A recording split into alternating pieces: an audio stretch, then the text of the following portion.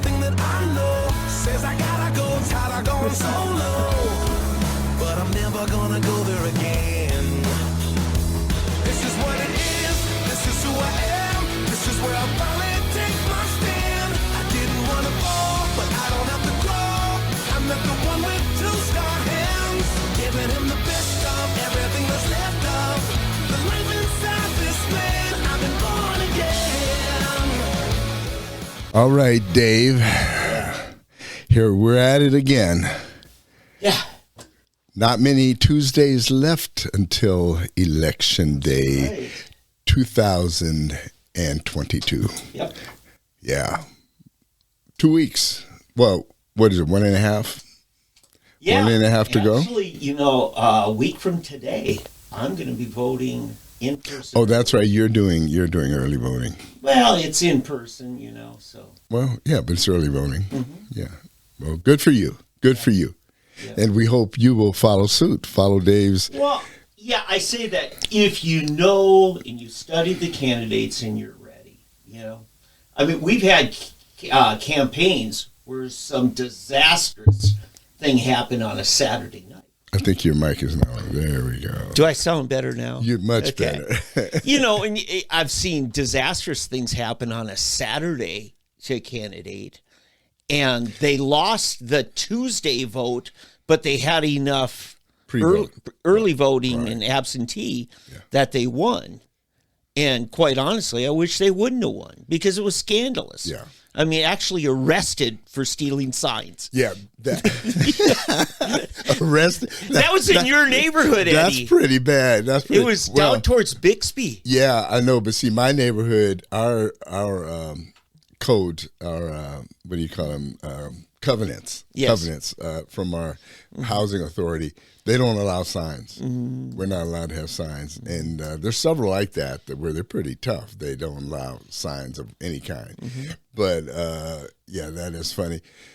But it is bad because so many people, they want to vote, and they do their early vote. For example, all right, let's take an example. Pennsylvania. I think they said over 500,000 people have already voted. Yeah. They did early voting, mailed their ballots in. Yes. Over 500,000, if we can believe it. I mean, Pennsylvania is so scandalous right now. I don't know if they're legit, but so all these 500,000 people have voted, and then they had the debate the night before last. Exactly. And it was disastrous with Fetterman and Dr. Oz, okay? And I wonder how many of those 500,000 people who voted for Fetterman are now saying, oops, I'd like to reconsider my vote. Yeah. But I'll be real honest with you.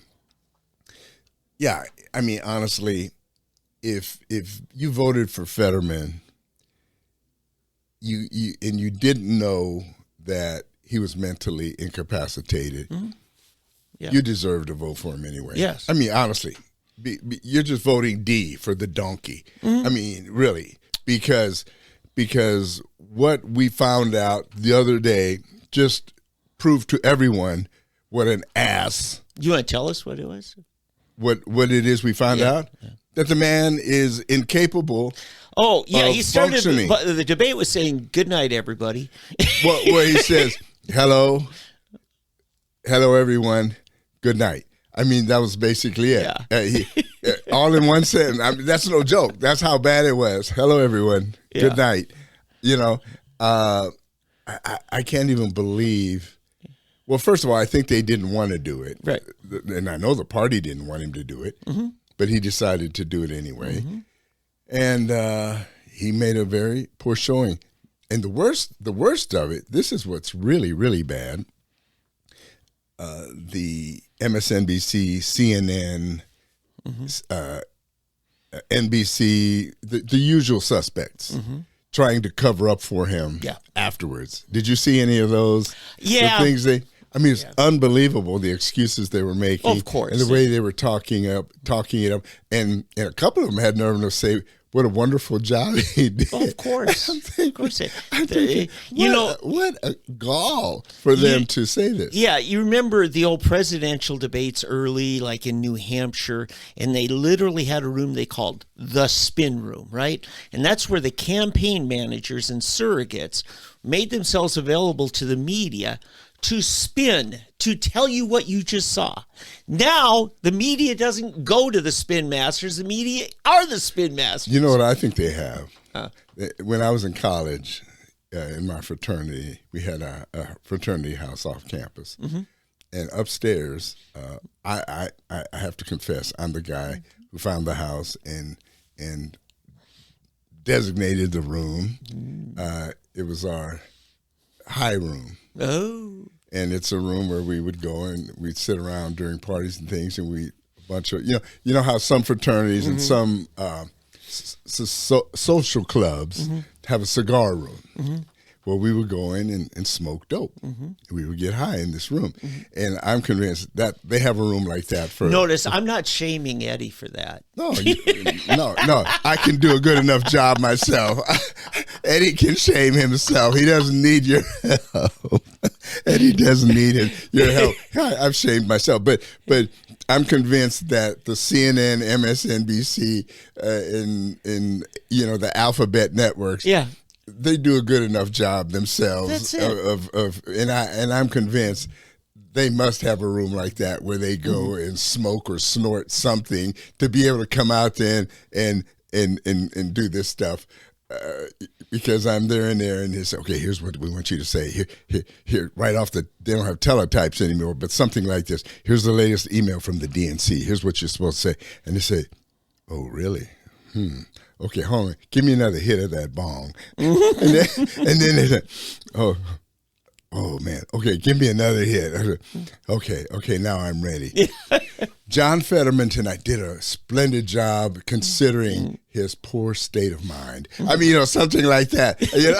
Because you cannot, with a sober mind and what do you say, sound mind and body, get out there and say, this guy is fit for office. Yeah. Right? You just can't do it. No, you can't. You can't do it. And so I'm convinced they have a room like we had in our fraternity house where these people sit. They used to call it the blue room. Mm-hmm. Now it's the black and blue room or something else where they go. So, but it was a terrible night for Democrats in general, or week. The New York debate. Yeah. Right. The Michigan debate. Mm-hmm. I mean, it was a disaster for the Democrats. Mm-hmm. Arizona. Mm-hmm. I mean, all of these. You take a state, pick a state, any state. Yeah. And the GOP candidate just wiped the floor with all of the candidates. And so, have you heard what they've resorted to with Hershel Walker? Oh no! What's the latest with Hershel? Oh gosh! Well, you know how Bork got borked, right? Yeah. You know what happened to Clarence Thomas and to Kavanaugh. Now they're doing that with Hershel. Okay, what did he do? Rape a white woman? No. However, he raped a black woman. This morning, I'm watching the news, and it's Gloria Allred. Oh, no, not Gloria again. Yes! Oh, they drug Gloria out.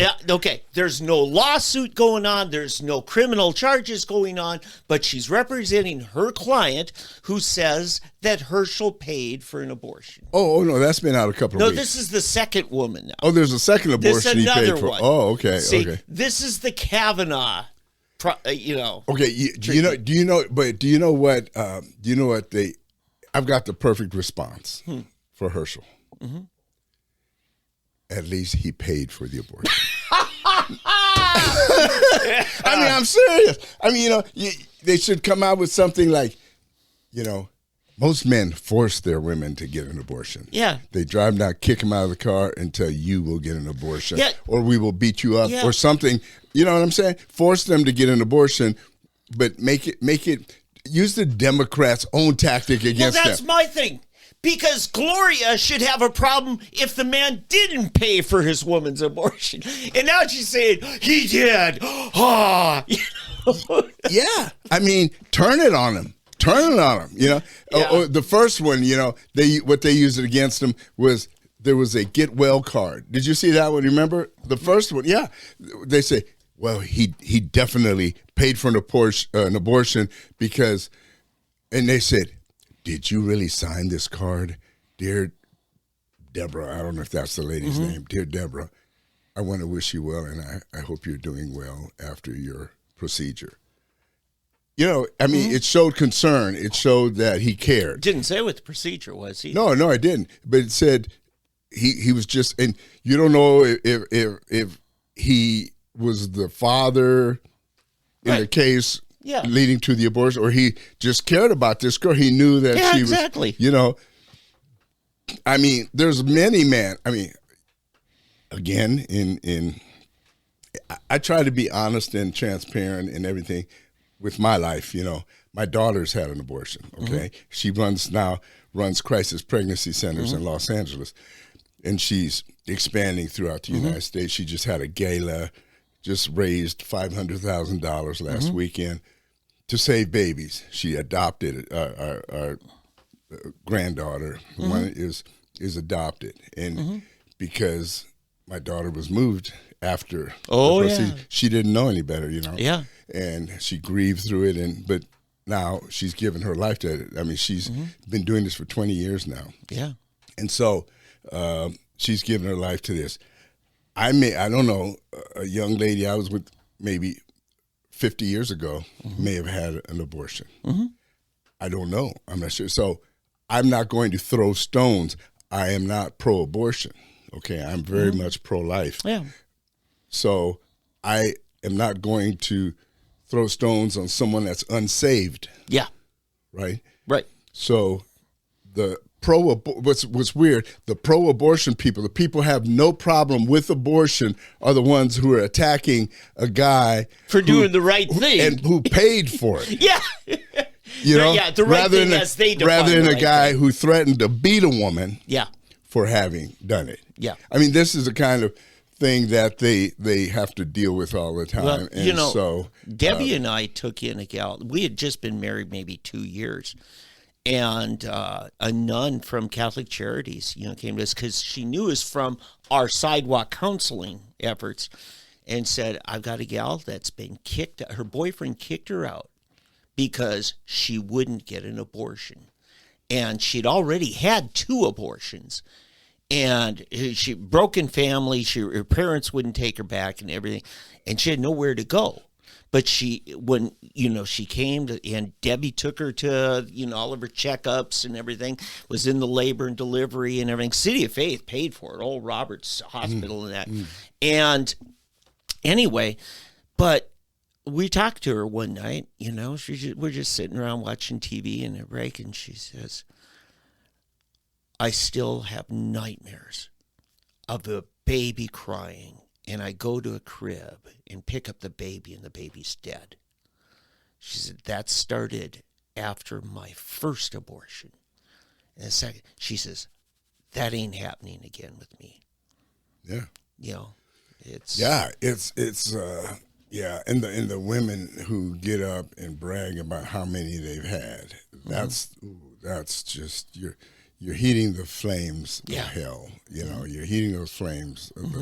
I can't even imagine. So, because I know my daughter still mourns and thinks about the son. She knew what the sex was, that she would have had and stuff like that. But she, like I said, she's devoted her life. And she's not the only one. There's so many women who have given their lives now. So many of the crisis pregnancy center directors throughout the nation are women who, in the past, have had abortions or helped with them. I don't remember the name of the lady where they did the film where she worked at the center, and a very popular movie. It was out a couple of years ago, and she now is probably as staunch pro-life person as ever because she actually saw one and saw what they did. She happened to walk in one day and she couldn't stand anymore, and there was one of the pro-life advocates outside that kept witnessing to her, and finally, you know what I'm talking about? Yeah, I think that woman was actually the business director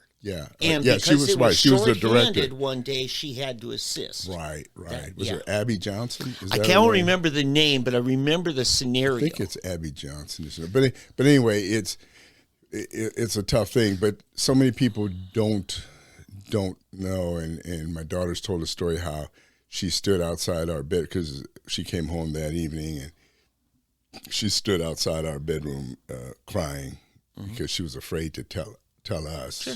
She was taken by someone else, and yeah, it's just one of those. It's not an easy thing. I talk about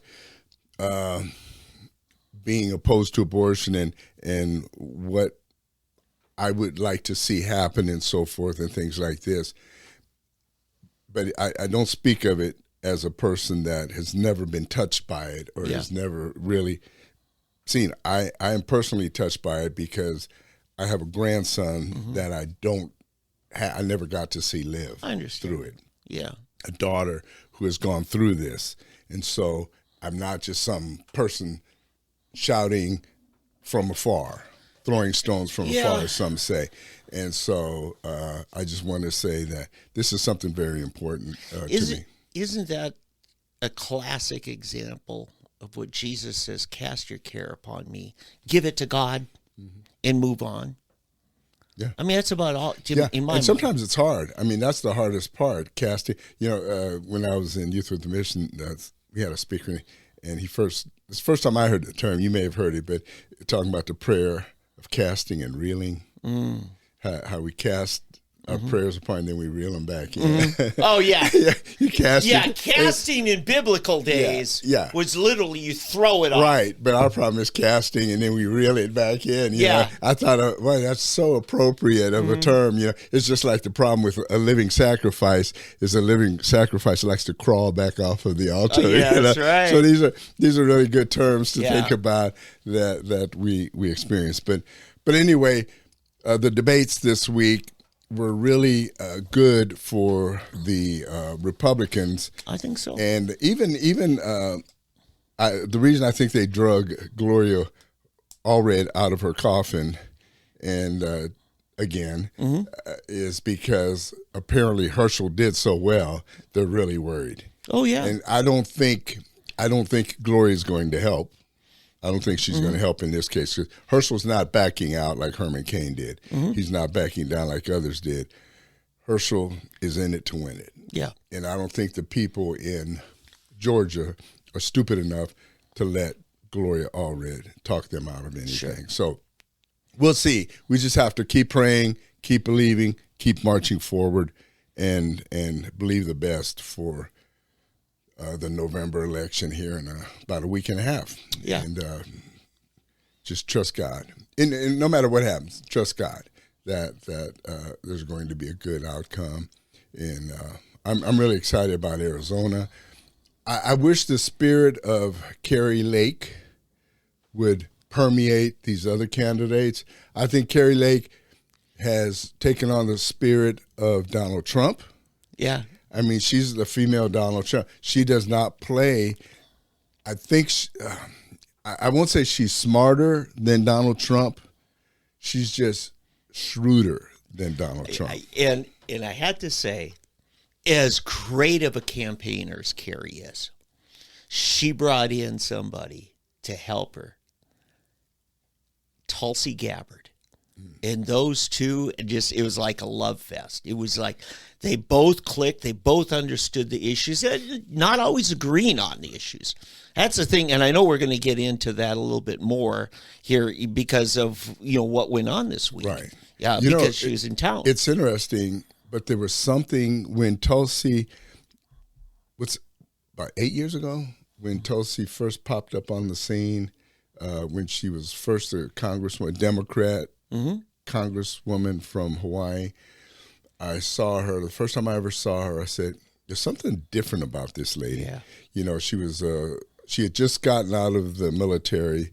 She had just returned from the Middle East. She served in Afghanistan and maybe Iraq as well. I know she was in Afghanistan. Right. She got elected to Congress. Right. She got elected to Congress. From Hawaii, which if you're not a Democrat, you're not going to win in Hawaii. Right. And I thought, man, she's a Democrat, but there's something about her that's very different from most Democrats. And sure enough, it was only a matter of time, and they kicked her. They drove her out of the party. Oh yeah, she bucked the narrative. Yeah, she did. She did. Yeah. And then I found out she was a Buddhist. Did you know she's a Buddhist? I have no idea. She's a Buddhist. Okay. And I said, wow, that's really interesting. The first Buddhist. But I had no problem with it. It's so funny how our conservatives are so, we believe in the freedom and the Constitution and all those things. But, well, Dr. Oz, he was born in Turkey and he's a Muslim. It doesn't matter if he's, what'd you call it, a nominal Muslim, kind of like a Methodist. Yeah. Some of your Methodists that are not what, let's put it this way, they're not Baptist. Yeah, and I had to say, I'm with Jefferson on this. Thomas Jefferson, great quote. He says, what does it matter to me if another fellow believes in one God or 20 or no God at all? It neither picks my pocket or breaks my leg. So it's not my business. Yeah, I prefer to quote Jerry Falwell. Oh, what's that? So we're not electing a pastor. Yeah, that's another. Yeah. We're electing president of the United States. We're electing a senator, a congressperson. We're not electing. When it comes to Senate, we're electing one of 100 people. Mm-hmm. We've got 99 others. Yeah, and are his policies going to ensure the freedom of worship for me just as it is for him? Yeah. That's the important thing. Yeah. Because if he ensures the freedom of worship for his people, then he is going to most likely also ensure the freedom for mine. I guarantee you he's not going to encroach upon my freedom like those people in power right now, mm-hmm. the ones who want to deny God totally, the ones who want to arrest pastors for picketing abortion clinics, right? Mm-hmm. Are you amazed at how many are being arrested now and FBI storming the houses of pastors around the country? In front of their kids. Right. This is not happening with a Buddhist or a Muslim pastor. In fact, you're starting to see Muslims support Republican Christian candidates because they know their freedom of worship as they want to worship is being protected by Christian politicians, Christian senators, Congress people. And that's the important, that's the essentials right now in our nation. Yeah, I want to throw out one last quote here. When John Ashcroft, son of very high-ranking Assembly of God leaders, was being confirmed in the Senate to become Attorney General back in 2001. They tried doing that same thing on him of, you're going to try to force us all to, convert you. And he said, Senator, it is against my religion to impose my religion on anyone. Is that not good? That is good. That was it's so against my religion to impose my religion. Wow. See, that's the truth. Because whose job is it to convict people of sin? Yeah, the Holy Spirit. The Holy Spirit. It's not mine. I think I've told the story. Me in Austria, and I'm preaching in the Nazis. and they get up, and I'm no. Yeah. They're not accepting it. They're heckling or whatever. Mm-hmm. And all of a sudden, I felt the Holy Spirit say, "It's not your job to convince them. Yeah. It's not your job to make them listen. That's right. That's my job. Your job is to tell them."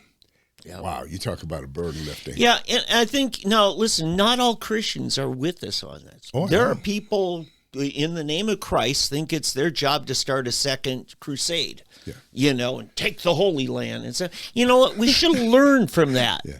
How many people died just for the sake of the pride of the Holy Land under a Christian flag? That's funny because I often use the term, I say, there are conservatives that are so far right that they've gone left. Yeah. They've gone all the way around to the left again.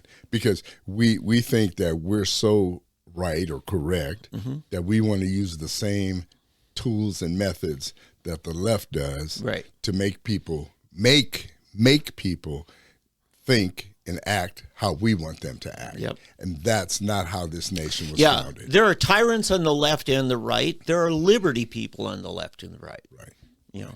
Right. And we have got to find a way to compel people to do the right thing. Yep. And the way we compel people to do the right thing is by doing the right thing. Mm-hmm. And if we can show people what the right thing is, I mean, and when I say forcefully, by forcefully, we speak the truth, we continue to speak the truth, we don't back down, we don't bow down, we don't cower, but we stand strong, but we keep our convictions, we keep our morals, and we keep our ideals. And that's what we have to do. So anyway, Dave, let me cover a couple of things here, just a couple of news items, then we'll get to the juicy stuff for Tulsa and Oklahoma at least. Hey, the Congressional Hispanic Caucus have now rejected Mayra Flores. Mayra Flores is the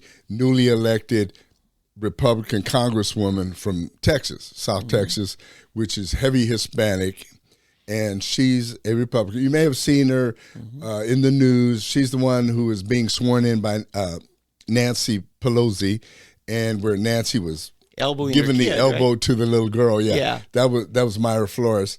And the Hispanic caucus has rejected her. They won't accept her. Just like the Congressional Black Caucus won't accept Byron Donalds and J.C. Watts. Right, or any of the black Republicans. Right. And now here's what's funny, though. The Congressional Hispanic Caucus has it apparently in their bylaws that no Republican is allowed. Now, how can you be a Congressional Hispanic? Why don't they just say the Hispanic Democrat Caucus? Exactly. That's what they need to put. Because it's a misnomer. And McCarthy ought to force them to change their name or change their bylaws. Yeah. You can't claim to be one thing when you're really just a shill because what they're doing is co-opting what they say the Hispanic position is and saying it's got to be a liberal position. Right. Yeah. But not even just liberal, but just Democrat. Yeah. I mean, you cannot call yourself the Congressional Hispanic Caucus and only be one wing of the Congress. Now, there's another caucus. The American Indian Caucus only has 2 members, and they're both Republican, and they're both from Oklahoma. They only have 2 members? Yeah, There are no other Native Americans? For all the Democrats claim to speak on behalf of the American say Indians. They have Indian blood. Remember their Papa, Papa with the high cheekbones? Yeah, that's true. I wonder if Markwayne in the Senate is going to try to caucus with fellow Cherokee Elizabeth. Yeah. Hey, Elizabeth, bring those high cheekbones over here. Yeah, I know. Yeah. But really, even South Dakota, which is so heavily, Dakota, they Lakota. Yeah, or Lakota. Anyway, they the Democrats won't let them win. And I'm sure they've run. Now, here in Oklahoma, Ralph Shorty was a member of Lakota tribe. In fact, he grew up there. Yeah, I know they're Lakota here. I've talked to some, But he grew up in a Rosebud, Indian reservation up there. And, he was in the Oklahoma Senate. So anyway... But listen, Tom Cole, Tom welcomed Markwayne Mullin years ago to the House. He says, well, now the American Indian Caucus just doubled. There was just me. Now there's me and you. There's one thing, though, about the Cherokee I have to say. I have never seen more blonde, let me put Aryan Native Americans anywhere other than Cherokees. No. Well, Cherokee and the Choctaw. The Choctaw are really toe-headed also. Well, see, the Greenwood LaFleur, who was their principal chief. But he was Choctaw. Yeah, you said, he's Choctaw. Uh-huh. His dad was a full-blooded Frenchman and married the daughter of the Choctaw chief. Okay. And so then he eventually, because they did it democratically, they voted him in. Hey, by the way, if anybody out there is in the T-shirt business, I would like to I've been wanting to do a T-shirt for a long time, and I wanted to say, I am Crazy Horse. Yeah. I don't know if I told the story. Did we talk about Crazy Horse before? We did. I think it was like last summer. Yeah, I mean, it's been a while. yeah. It would have been not this past summer, but the one before. Because I think you had just come back we from came going back up there. Yeah, and it'd be good to talk about it again sometime because Crazy Horse is kind of my hero. He's become my hero, and my wife started reading about it on our trip as we were going by Little Bighorn, and there's just something spoke to me about him that the Lakota, as represented by Crazy Horse, only wanted to be free. yeah, that's right. That was their big crime. They wanted to go follow the buffalo because that was what they did. They hunted buffalo, and when the buffalo went north in the summer, they wanted to migrate with the buffalo. In the winter, wanted to go south with them, and they were told they can't do that. Yeah. They had to go into the reservation because the settlers wanted to settle in that land. They didn't want crazy Indians disturbing their settlements. And so this is what happened. It was pure prejudice, I guess. I would say there's no such thing as racism, but there is prejudice, okay? And the Lakota wanted to be free. And the American government did not want them to be free. They wanted them controlled. And this is how I see our government today, the Democrat Party.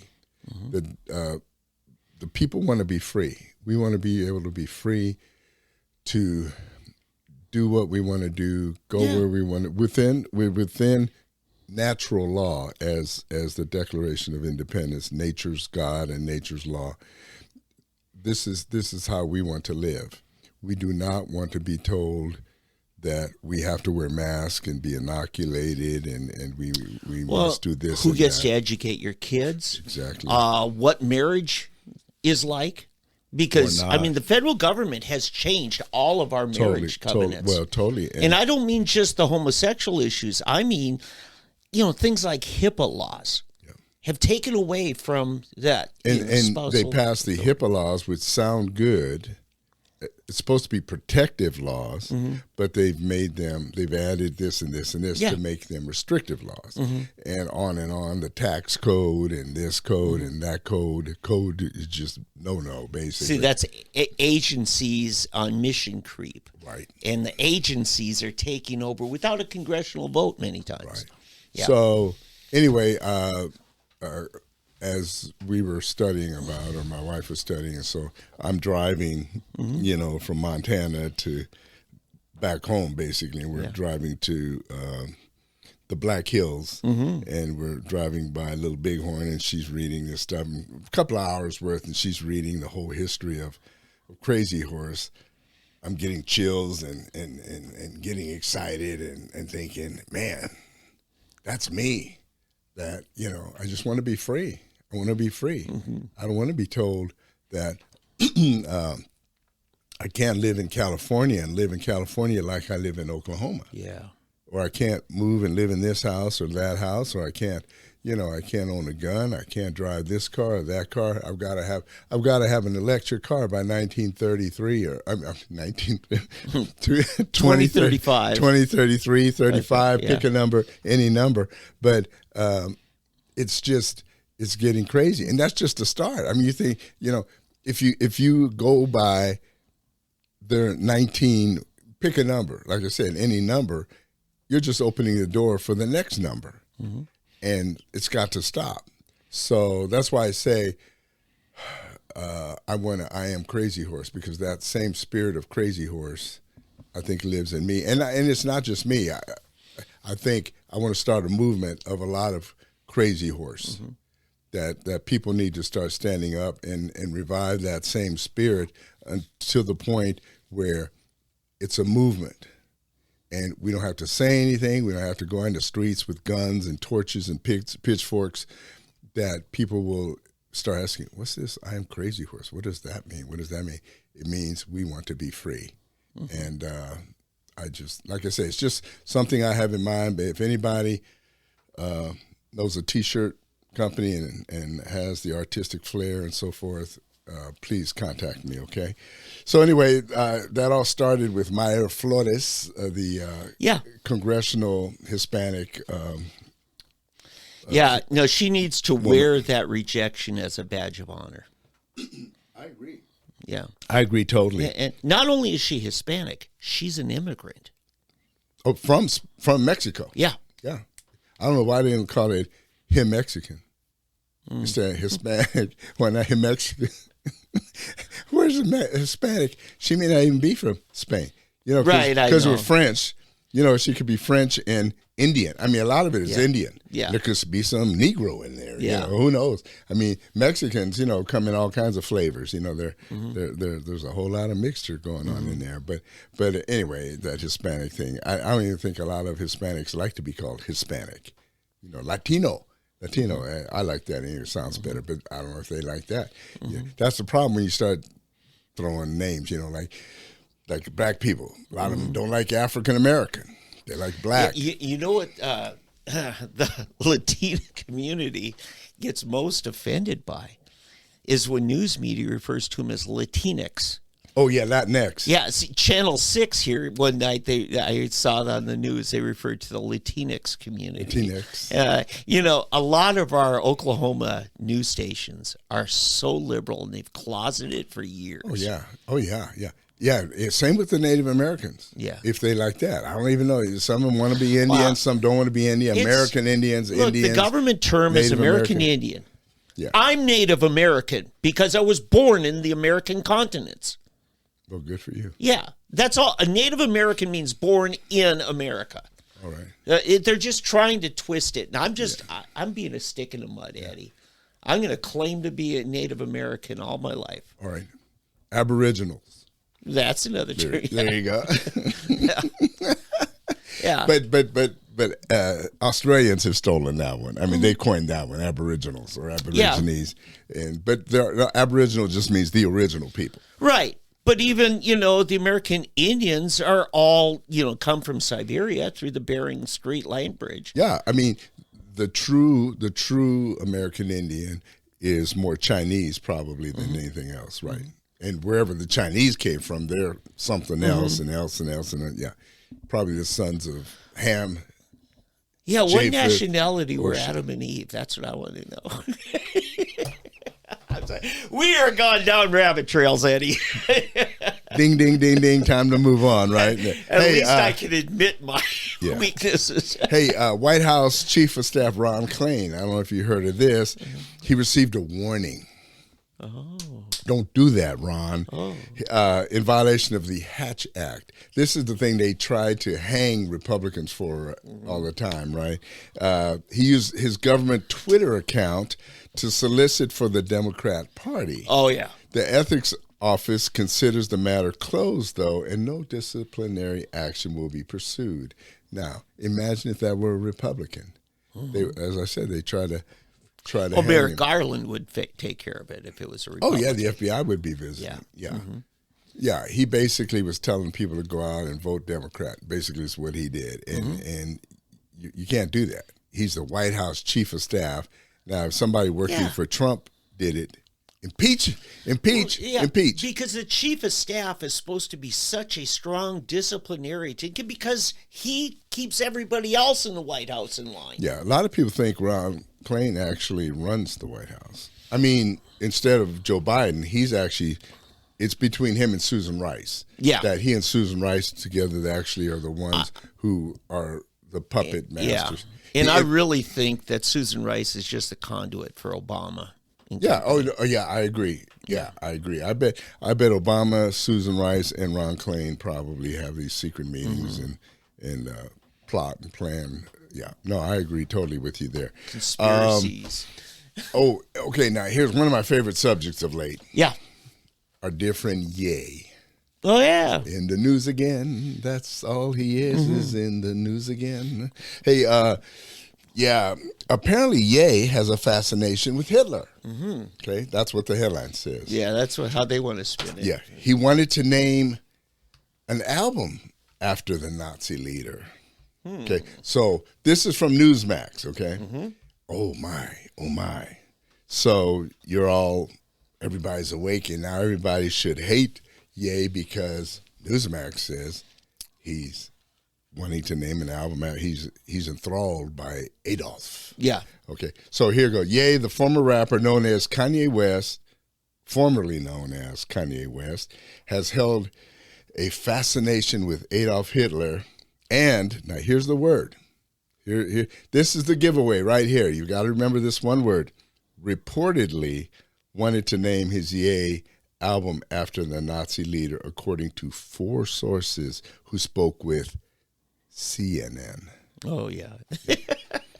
The report comes 2 weeks after Ye was booted from Instagram and Twitter after he said he was going to go DEFCON 3 on Jewish people. Ye's account was reactivated Thursday after he apologized for that statement. According to one business executive who worked for West, Ye created a hostile work environment, partly through his obsession with Hitler. He said Ye spoke openly about reading Mein Kampf, Hitler's 1925 autobiographical manifesto, and expressed his admiration for the Nazis and Hitler for their use of propaganda. Yeah. He would praise Hitler by saying how incredible it was that he was able to accumulate so much power, and would talk about all the great things he and the Nazi Party achieved for the German people, the individual said. Unnamed, right? Right. But now here's this is something that's very interesting, okay? He said he was amazed or admired, and I don't know if he admired or if that's the wrong term. I think this might be interpretation. See, people can be fascinated. For example, I don't use fascinated, but I often wonder, I am amazed at Hitler, Stalin, Pol Pot, these leaders, these evil leaders, and how they are able to use propaganda, at the things they do to gain, or cult leaders in particular, Charles Manson, for example. I am amazed at the ability they have to manipulate people. That Hitler, because if you actually read Mein Kampf, or if you ever read the history, the rise of the Nazi Party and Hitler, how did he do this? How did this little, puny little guy with a weird mustache take a whole nation and create this powerful army, this powerful nation that almost brought down the entire world? Can I tell you what I think? I think Adolf Hitler was a product of an era. The whole world was caught up in racism. It really came to fruition with Charles Darwin's famous book, because it was all about, And the thing is, everybody was talking about how their race is better than your race. Charles Lindbergh, my fellow Little Falls native, where I grew up, he said, I think the Scandinavian people are a superior race. And that got published in the New York Times, if I recall. So I'm just telling you. Yeah. I talk about it in this book, okay? I talk about Goebbels and the propaganda machine and what they what they did, and Darwin as well. I deal with. I don't think that Hitler was our only problem. I'm not defending Hitler at all. Oh, no. I'm saying the problem was much bigger than just Adolf exactly. Hitler. Yeah. So what I'm getting at with Ye is, it's one thing to be enthralled by or in wonderment about the power and ability that Hitler had to manipulate all of these people. And it's another thing to actually admire the things he did with that power. Does it make sense? Does it make sense to you? Do you understand what I'm saying? Yeah. In other words, I can admire somebody as a great person in their ability to achieve this, but not admire their achievement. Yeah. because it's an achievement of evil. Right. It's a bad achievement. Yeah, because Hitler did turn the economy of Germany around in the early 30s. He's the one that came up with the turnpikes, the Autobahn, Oh, yeah. the freeway. The Volkswagen was the first auto that was affordable jeez. to everybody, because before then, the common person could not afford a car. It was only for the rich and famous. And it was a reliable car. Right. I had a 62 version. Not only was it reliable, it was the lowest maintenance car I've ever had. Right. And so he brought so many things in industry, in commerce, in aviation. They actually came out with rockets. They're actually the ones who came out. They were on the cusp of nuclear power.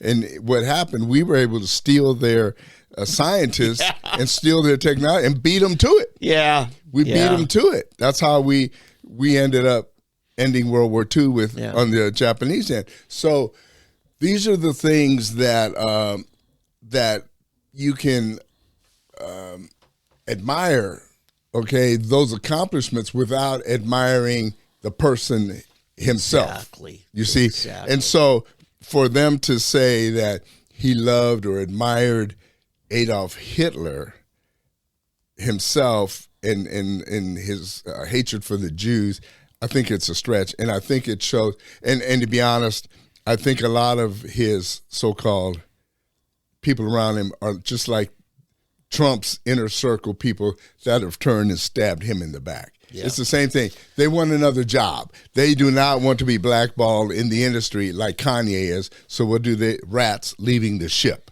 That's what they're doing.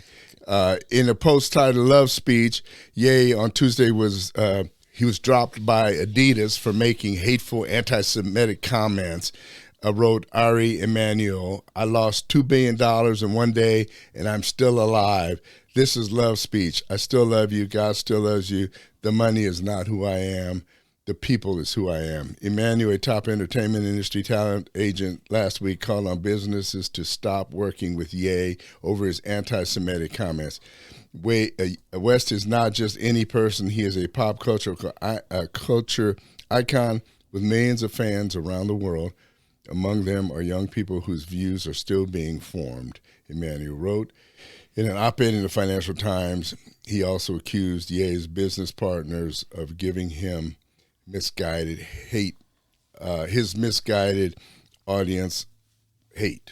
And so, and they're saying there should be no tolerance anywhere for his anti-Semitism. See, they're making this a bigger thing than it needs to be. I do not believe Kanye is spreading anti-Semitism. He is speaking, again, I've said this before, he is speaking of a select group in a certain industry that he has had experience with. That's what he is doing. And they're doing to him what Gloria Allred has been doing for years and is now again trying to do to Hershel Walker. That's all this is. They hate Kanye, and Kanye and Hershel are essentially victims of the same people. It's the same machine.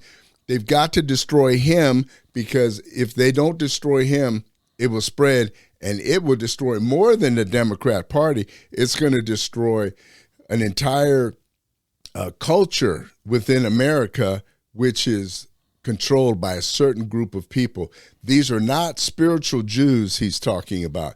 These are not people that love the God of Abraham, Isaac, and Jacob that we're talking about here, okay?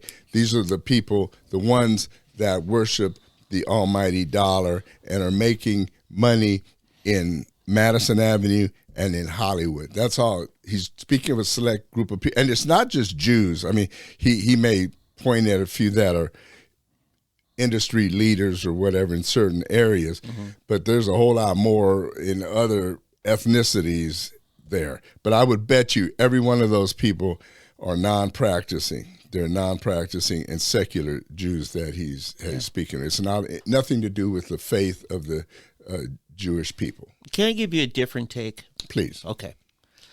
Kanye has admitted that he is diagnosed as bipolar. I believe it's type 1. One of the things, because I help families. I now teach families as part of the NAMI program to assist families dealing with serious mental illness.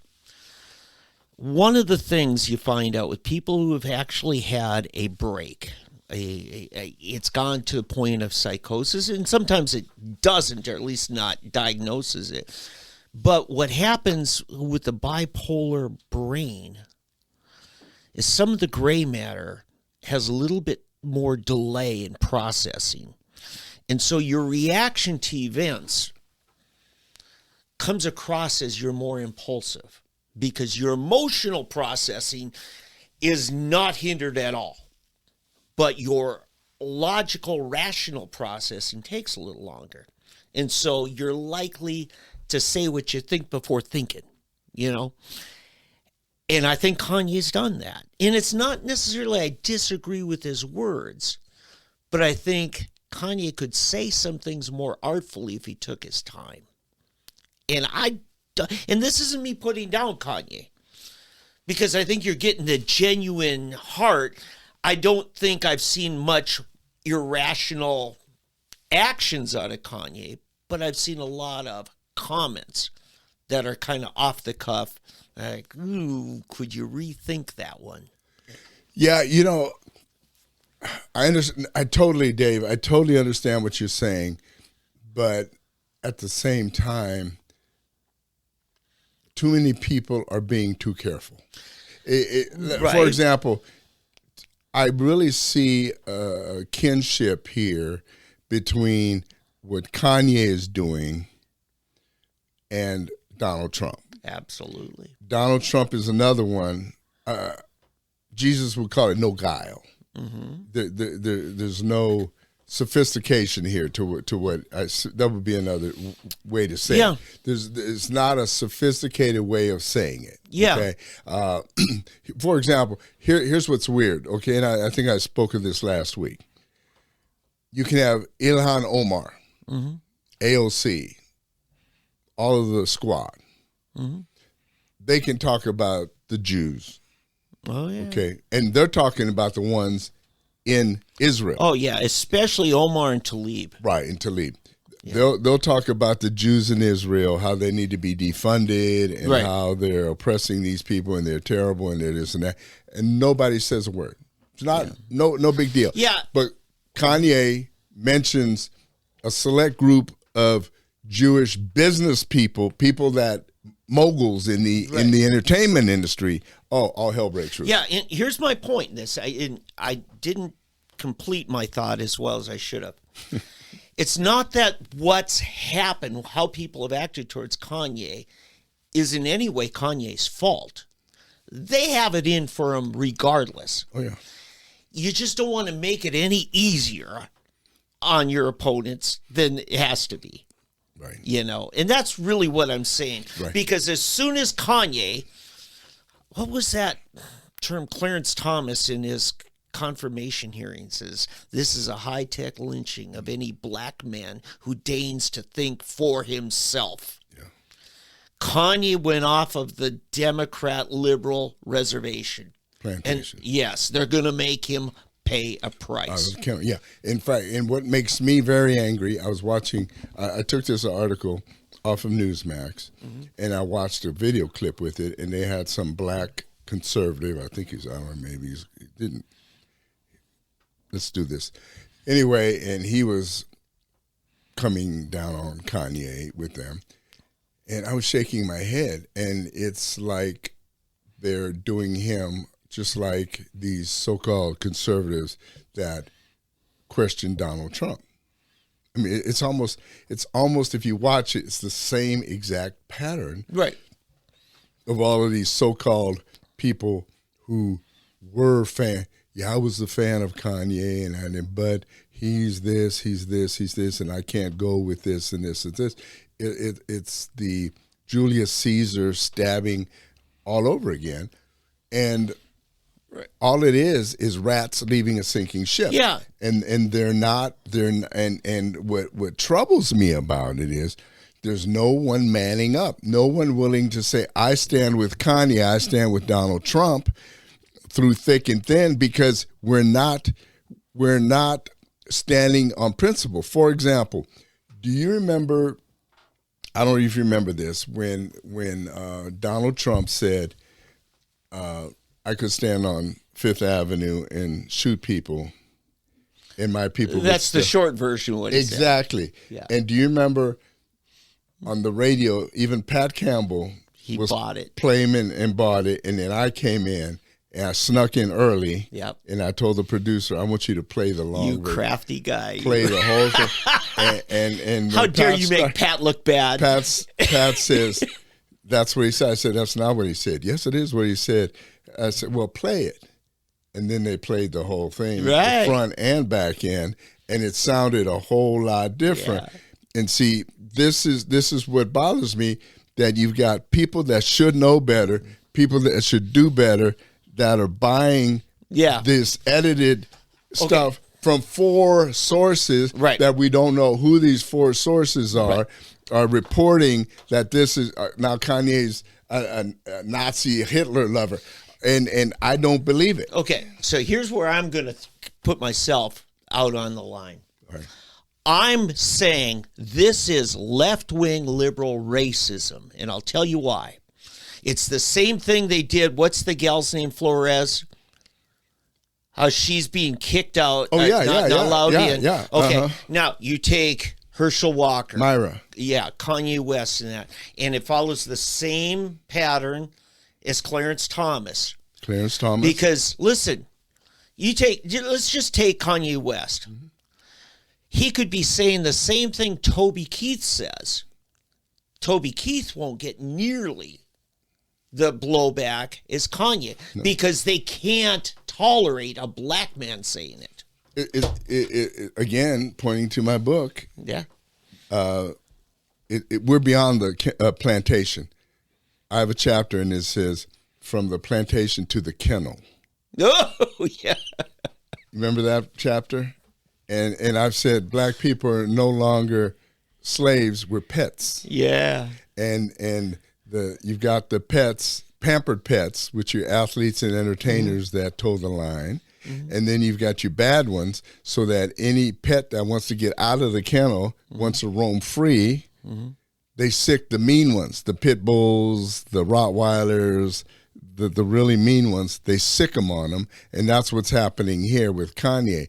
Kanye is being hunted down and sought and attacked by all of the other pets because if he gets away, if he gets loose, who knows what will happen, and they cannot let him escape. Yeah. I mean, he's too powerful. He's too influential for them to allow to escape, so they've got to rein him in. And this is exactly what you're saying. Mm-hmm. It was the same, like you said, with Clarence Thomas. Mm-hmm. It's the same with Hershel. Mm-hmm. It's the same with, what's his name from Godfather's Pizza? He's passed away now. Herman Cain. Yeah. It's the same with Herman Cain, the way they did him. On and on and on and on. It's a pattern. It's a pattern. And so they've got to stop Kanye, okay? And as I've said before, I don't like Kanye's music. Yeah. I don't like his music. So here's the phrase. It is a left-wing high-tech lynching. There you go. That's what we'll call it to identify it, because it's a special persecution they save only for minorities. Yep. Yep. You know, because you remember back in the Hispanics, they're doing it like you said. Yes. Myra Flores, they're going to start doing it more and more. And you remember back in the 80s, anytime there was an issue that in any way on the news impacted women, the first thing they did was they went to National Organization Women, the Now Bunch, and then all of a sudden a conservative woman starts Concerned Women for America, and has 3 times as many members. But they don't go to a conservative to speak for women. Only liberals can speak for women. And then we started getting conservative women elected and opening their mouth. And, oh, God, we got to shut them down. Yeah, they're evil. Yeah. Yeah, they're bad. So that's why that's why I got so upset at my friend, Dr. Everett Piper, for not supporting Wendy Stearman. Because she got removed from office. She's been because in the state legislature, I needed there to be a bold, strong, conservative female voice, because you stop Emily Virgin and the Democrats from claiming to speak on behalf of all women. Yeah, I'm with you. I'm with you. Yeah. Hey, okay, we don't have much time. We've got somewhere to be. Yeah, boy, we got state news. Yes, you go. All right. Follow your lead. So, it's your show. Kevin Stitt is bringing in the big dogs. All right. First, I get to talk about Tuesday, November 1st. He's got Ted Cruz coming. Now, southern side. It's going to be at Crossroads Church. It's Assembly God. It's down close to Moore, almost into Moore, Oklahoma. But be there, okay? And or then, be square. Yes. All right. No charge for it in that. But you need to see Stitt and Cruz. Tuesday, Kevin Stitt called on Eddie. Okay, that's still no. Tuesday is Oklahoma. Wednesday. What's going on with Eddie? Wednesday, they're in Tulsa, and he's bringing in the governor of Virginia, Governor Youngkin. Governor Youngkin's coming into town, and he'll be at the Renaissance Hotel. And who's emceeing it? I don't know. I think Eddie Huff is. Yeah, well, we'll see. You'll have to come. So you're still working that out. Tuesday. They've reached out to you about it. Yeah. Okay. So Tuesday, 6:30 p.m. at the Renaissance. Be there or be square. Yeah. No. I plan to be there, and you'll see if who's emceeing it or not. But yeah, no, this is going to be excellent. Wednesday, what time? 6:30 p.m. Okay, so it's Wednesday evening. 6:30 p.m. So it's after work for a lot of us. Yeah, at the Renaissance, right off of 169 and 71st here in Tulsa, and it should be a great evening. Boy, they're pulling out the guns. They're finally going for it, and I've been seeing the ads.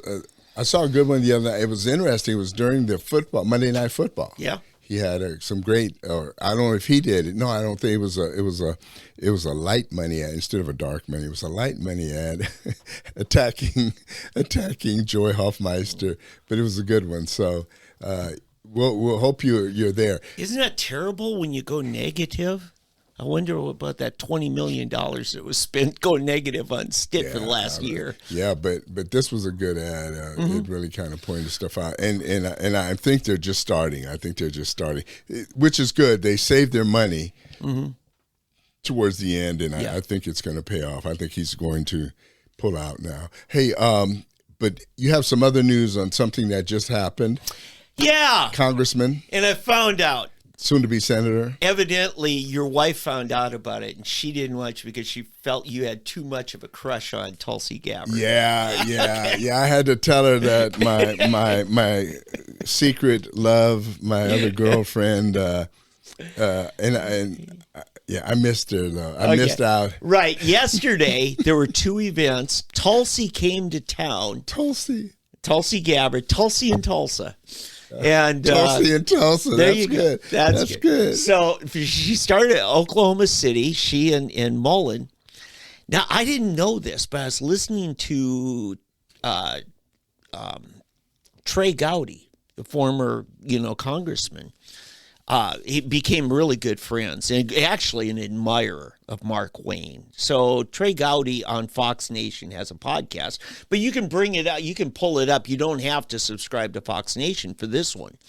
But he spent an hour with Markwayne. And one of the things he talked about is Markwayne started a morning workout club when he first got elected. He first started serving.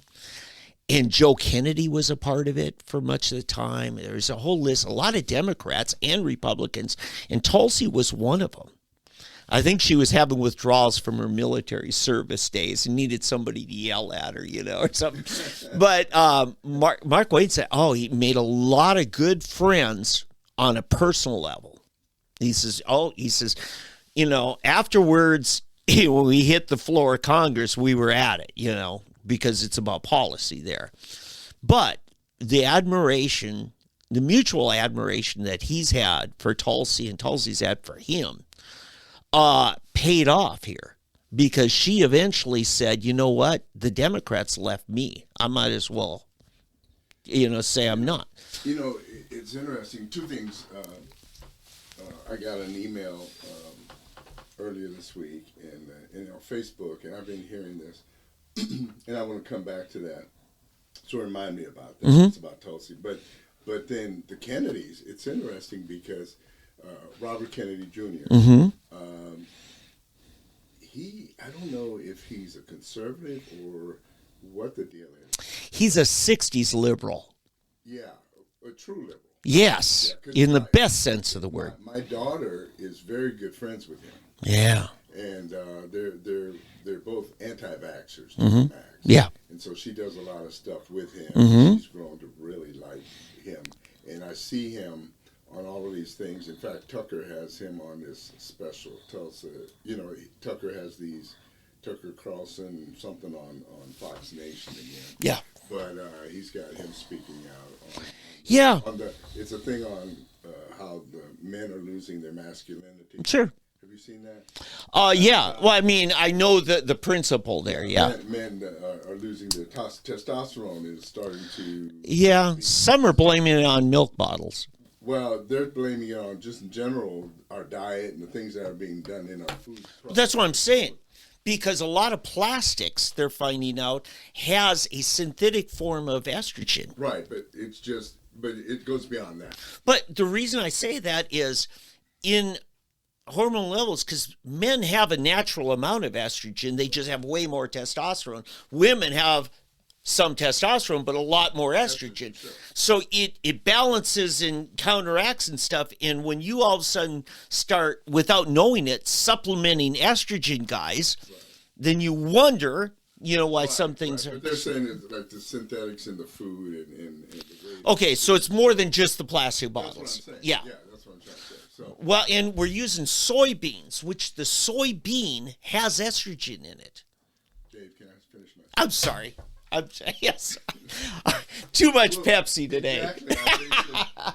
Listen, I'm doing my favorite beverage, my coffee Coca-Cola. Oh. Coffee here.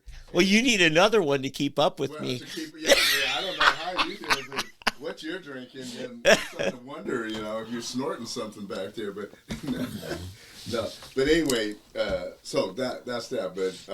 But what did I tell you to remember? Because my mind's all over the place. Well, social media, because I think we were talking about people saying Tulsi's bad because of this or that. So I keep hearing these people, and my thing, if you're worried about, like, people are telling me on Facebook, they think Tulsi Gabbard is a plant. I know that she's a plant to support our Republican Party. And my response was, we don't need a plant. We're doing enough damage within ourselves. And that's exactly the thing. You got all these people thinking somebody's a plant to not vote for somebody. So, for example, if Tulsi recommends we vote for Markwayne Mullin, or it must be a plant, so I'm not voting for Markwayne Mullin, those type of things, it's just weird. Or we're not voting for Dr. Oz because he was born in Turkey, or I didn't like his TV show, or I heard he's this or he does that. And then we've got, what's his name in Ohio? J.D. Vance. J.D. Vance. And then, on and on and on and on. I mean, we've got such suspicious minds, and we're so fractured that you don't have that in the Democrat Party. And we've got to stop. We've got to stop. Yeah. Let's get this over with. Get 56 or 60 seats in the Senate, 250 seats in Congress, and then we can forget about. We can start dealing with that, but we have got to win back the House, Congress, and the White House, and some of the problems we've got. If I could here. Here's how insane it is. Now, I taught high school debate at a homeschool co-op at Cornerstone. And in that debate, we taught logical fallacies. And one of them was called No True Scotsman. And it's basically a way of dismissing somebody because they're not perfect. And that's what they're doing here with the Tulsi thing. Think about it. It would be like Ron Paul, who, we've always known as a Republican, but at time he left the Republican Party and was the Libertarian candidate. If Ron Paul was to endorse Hillary Clinton, would Hillary Clinton say, no, I reject that endorsement? God, no. That is gold. So this is what I'm saying here is Tulsi's saying, even though Markwayne and I have some issues we disagree on, I still think he's better than that Democrat who's running against him. Oh, and exactly. How can you're trying to snatch defeat from the jaws of victory. It's just... Governor Stitt, he's another one. We had J.D. Vance, Kerry Lake, you name, they all have issues. Everybody has issues. Nobody's perfect. And here's what the Democrats are good at. They're good at helping us find these issues. Yeah. Hershel Walker, that's a perfect example. He paid for an abortion we're not even sure. Hershel says he didn't do it, or he doesn't know if he did it, or something. The Democrats are going, yeah, you did it. Yeah, you did it. And we say, who does that sound like? Who's the accuser? Yeah. Who's the accuser of men? I mean, this is when, do the Republicans, if it's a real deal, they're going to pull it out. But it's usually dealing with actual issues that matter. For example, Joy Hoffmeister. Okay. We might say she won the election initially back in 2016. 14, as Secretary of Education by saying 48th is not good enough in education. Mm-hmm. So I would point out, yes, Joy, you're right. You took us to 49th. Yeah. She upped us a number. We're now 49th in the nation for education. Little simple things like that. That's where we need to attack. So we don't go after, say, Joy Hoffmeister had an abortion or not. I'm just pulling that as an example. I don't know. Yeah, did they do the job that they were elected to do? That's the thing. Yeah. And that's where we're going after, in Georgia and all. This guy is basically an empty suit that's in there now. So it's two whole different streams of thought, and the Democrats they may not like it, but they sit there mum because they see the bigger picture. They see what's most important. I got one question. It's on the Hershel Walker issue. Okay. Would you rather have a guy who might have paid for one abortion, or would you rather have the guy who wants you to pay for all abortions? Woo! See, I'm on today. Yeah, you're there. Whatever it is you drank before you got here, it's got you. No, that's true. That is true. And listen, the Hershel Walker today is different than the guy that was All-American at Georgia and ended up playing pro football and do I say it, was a Dallas Cowboy and oh, he was a Minnesota Viking. And the worst Minnesota, trade right. the Vikings ever made. But and the temptations and things that he would have run into there, So he's a different guy, just like I'm a different guy. You're a different guy than you were in your 20s and 30s. So, let him who is without sin cast the first stone. All of us have issues. So it kind of bothers me in all of these races, Arizona, Ohio, Indiana, Pennsylvania. We just have to stop this petty stuff and trust that when we have chosen a candidate to represent the party in the state, that's the guy or girl, whether it's Kerry Lake in Arizona, Masters in Oklahoma, whether it's Dr. Oz in Pennsylvania, and I think of what's her name in Michigan, the lady running for governor. She's a good one. She looks like a really great one. Oh, Tudor Dixon. Yeah, Tudor Dixon, Ron Johnson, Hershel. On and on. And every one of our candidates, I guarantee you, in every state, including our own state of Oklahoma, is far, far better suited than the Democrat. Yeah, I got news from my beloved Minnesota homeland. The Republican is leading now in the governor's race against Tim Walz to defeat him. How big a shame would it be, folks, if Republicans won Minnesota and Democrats won Oklahoma? That just something's not right. Yeah. Yeah. That would be weird. That would be Yeah. weird. Well, listen, Dave, you and I have somewhere to be. Yeah, and Did you have something else? I just want to say, look for an article coming up. I'm going to be talking about the Trey Gowdy, Markwayne Mullin podcast, in a lot of quotes. Where can they find this podcast one more time?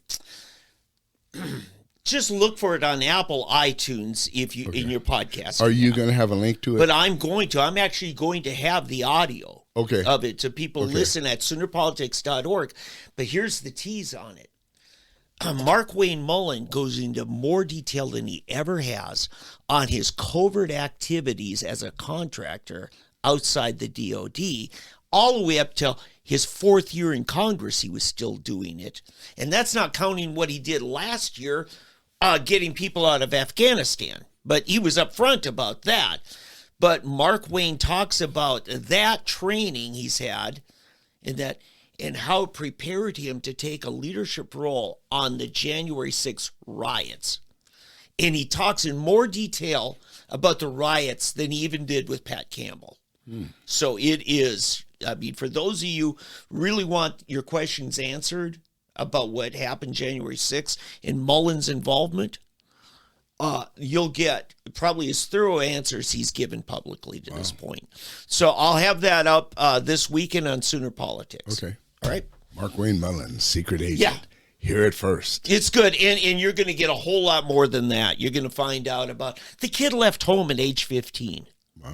I didn't know that. Yeah. I mean, just so much I did not know. And he blames his fighting days on not just being Cherokee, but being half Irish. It's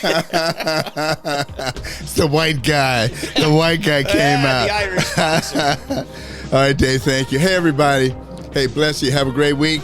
We'll see you next week.